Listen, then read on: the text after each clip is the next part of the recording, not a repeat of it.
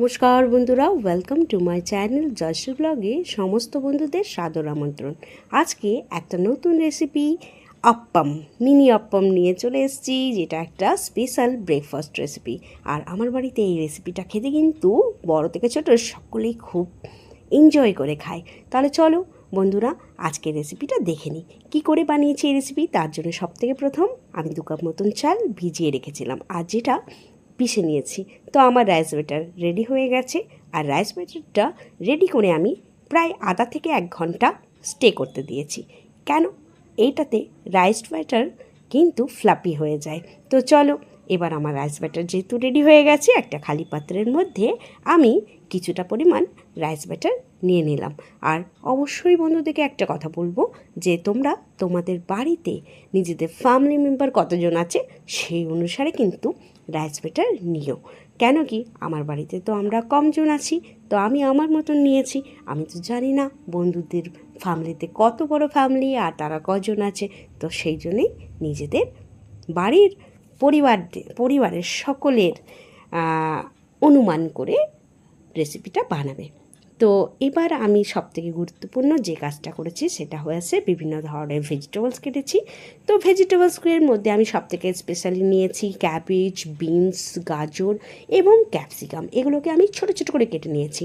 আর কিছুটা পরিমাণ লঙ্কা, একটু ধনেপাতা আর একটা টমেটো কুচি কুচি করে কেটে নিয়েছি। আর সবথেকে ইম্পর্টেন্ট যেটা প্রোটিন দেওয়ার জন্য আমি এখানে প্রোটিনের জন্য স্পেশালি ইউজ করেছি গ্রিন মুগ, যেটা স্প্রাউট হিসাবে অর্থাৎ অঙ্কুর হিসাবে। তো এই অঙ্কুরটা আমি একদিন আগে রেডি করে রেখেছিলাম। তো বন্ধুরা, তোমরা এই অঙ্কুর খাও কি না সেটাও আমাকে কমেন্ট বক্সে কমেন্ট করে জানিও। তো এবার চলে এলাম মূল ক্ষেত্রে আমরা এই ব্যাটারের মধ্যে সমস্ত ভেজিটেবলসগুলো এক এক করে দিয়ে মিশিয়ে দেবো। আর অবশ্যই এর মধ্যে আরও অনেক কিছু দেবো, যেটা কিন্তু আগে সঙ্গে থাকলে তোমরা জানতে পারবে। তো বন্ধুরা, আজকের রেসিপি তোমাদের কেমন লেগেছে অবশ্যই আমাকে কমেন্ট করে কমেন্ট বক্সে জানিও। আর তার সঙ্গে দেখো আমি কী কী দিচ্ছি। অবশ্যই এখানে পরিমাণ মতন সল্ট, একটু হলুদ আর জিরে পাউডার, সমস্ত কিছুই পরিমাণ মতন। আর তার সঙ্গে অবশ্য হাফ টিস্পুন মতন সোডাও দিয়েছি। আর দিয়ে পুরো ব্যাটারটাকে রেডি করে প্রায় আধা ঘন্টা মতন রেখে দেবো। কেন? এতে কি হবে, সমস্ত যে মশলা, সমস্ত সবজির, সমস্ত যে ব্যাটারের একটা টেক্সচার, তার মধ্যে সমস্ত ফ্লেভার একে অন্যের সঙ্গে মিশে একটা দারুণভাবে রেসপন্স করবে যখন তোমার ডিশটা রেডি হবে। তো এবার চলে এসেছি আমি সেকেন্ড স্টেপে আমার আজকে খুব মিষ্টি খেতে মন করেছিল, তার জন্য আমি একটা সুইট আপাম রেসিপিও তোমাদের সঙ্গে শেয়ার করলাম। এর জন্য আমি নিয়েছি একটা পাকা কলা, যেটা কিন্তু আমি গ্রেট করে নিয়েছি।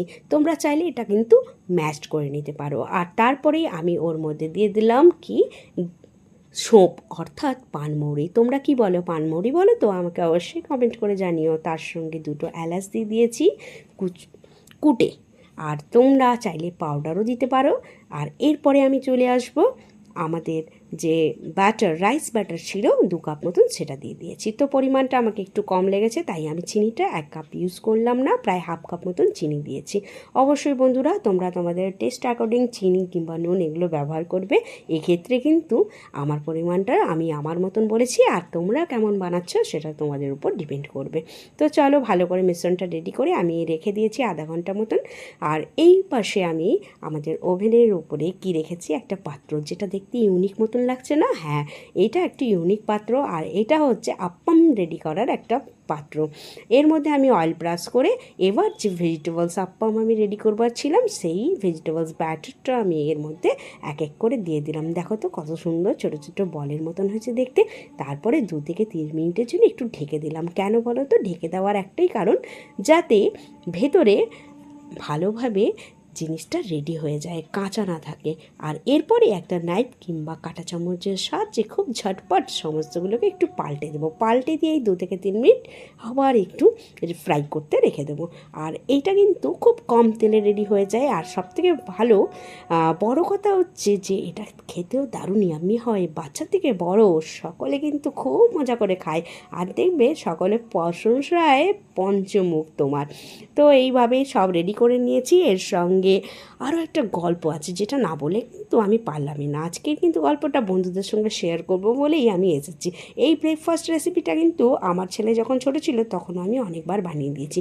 সবথেকে বড় কথা, বাচ্চারা যেমন অনেক বাচ্চারাই আছে যারা তরকারি খাবে না, সবজি খাবো না, মা এটা খাবো না, ওটা খাবো না, কিন্তু ওরা ওই ক্ষেত্রে কিন্তু মাদের খুব হ্যারাসমেন্ট হতে হয়। কিন্তু আমি যেই আজকে রেসিপি দিয়েছি সেক্ষেত্রে কিন্তু ওরা হ্যারাসমেন্ট হতে হবে না। কেন বলো?